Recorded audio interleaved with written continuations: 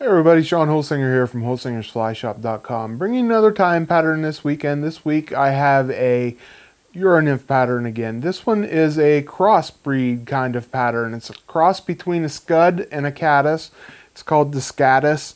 I found it surfing the internet on Instagram, and somebody shared it. I don't know who it was. Don't know who created this pattern, and it's a really simple pattern and it catches a lot of fish.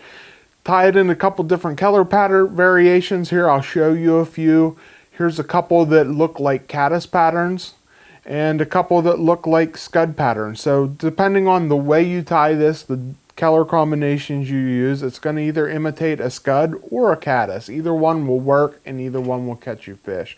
Especially here in my area where we have a lot of both. We have a lot of caddis and scud in our cleaner streams. So this is a great pattern, tied in a couple variations. Like I said, you could add a tail if you want to, especially to imitate the scud. Caddis, not so much, but you know, if you want to tie it as a scud pattern, throw a couple little pheasant tail fibers off the back and use the rainbow scud dub or something. It'll be great that way. Have fun tying, guys. That's what it's all about. I'm not going to talk much. I want to get into tying it. So here you're going to see a picture of it in the vise and then the material list to tie it.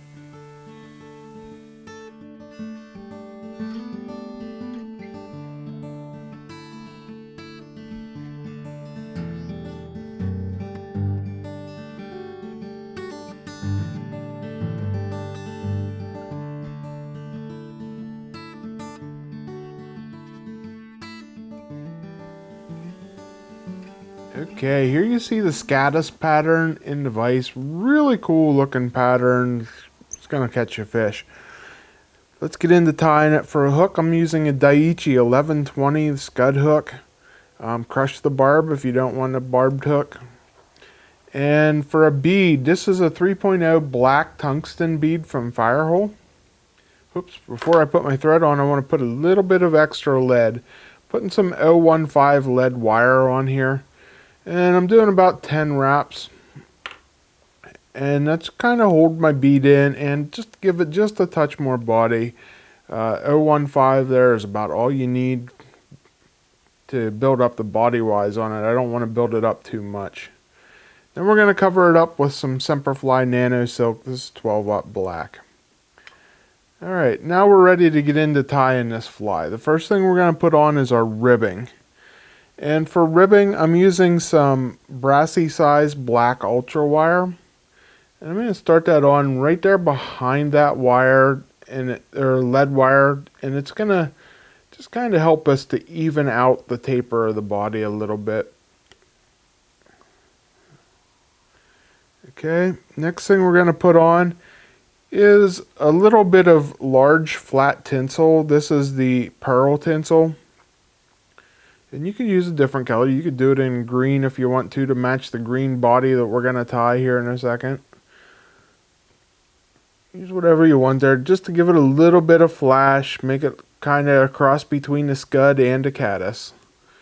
So now we have that on, we're going to put some dubbing on. For dubbing, I'm using some SlLF Davy Wooten. This is light olive in color. I don't need a whole lot here. I don't want to make this too thick. So I'm going to kind of make a tight little noodle here with it. And we're just going to cover up that lead and thread there. Alright, now I got that nice and tight.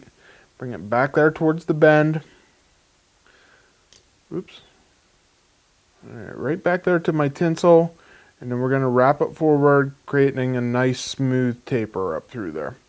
And I want to stop that a little bit behind the bead, because right behind the bead we're going to finish off the head of this. And I'm going to use some more SlF, and this is dark brown colored dubbing. So just again, nice tight dubbing. And there we go. Just make a nice little collar there. And then we're going to pull this tinsel up over the top, making sure it stays right on the top, and tie it down right behind that bead. And then I like to pull it back and make 1 or 2 wraps. Then we're going to come in with our wire And I'll make one wrap right behind the fly and then one up onto it. And then I'm just going to create a rib here. Over top of that tinsel. Nice even wraps till I get right up behind that bead there. You can see how I got that nice even wrap there. And then sometimes I'll do it just to show you. A lot of times I'll just tie it off right there. Sometimes if I think I got a little bit too big of a collar going on, you know, too many wraps wrapping down my lead wire or something, I'll take just a touch more dubbing and just clean this up a little bit with a touch more dubbing. There we go.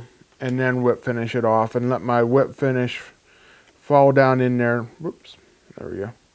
Fall down in between that dubbing and bead so I kind of hide my thread. And that is all that's to tying this Skaddis pattern. Very easy. You know, depending on what color you tie it, it's going to look like a Caddis or a scud. This one looks like the Caddis.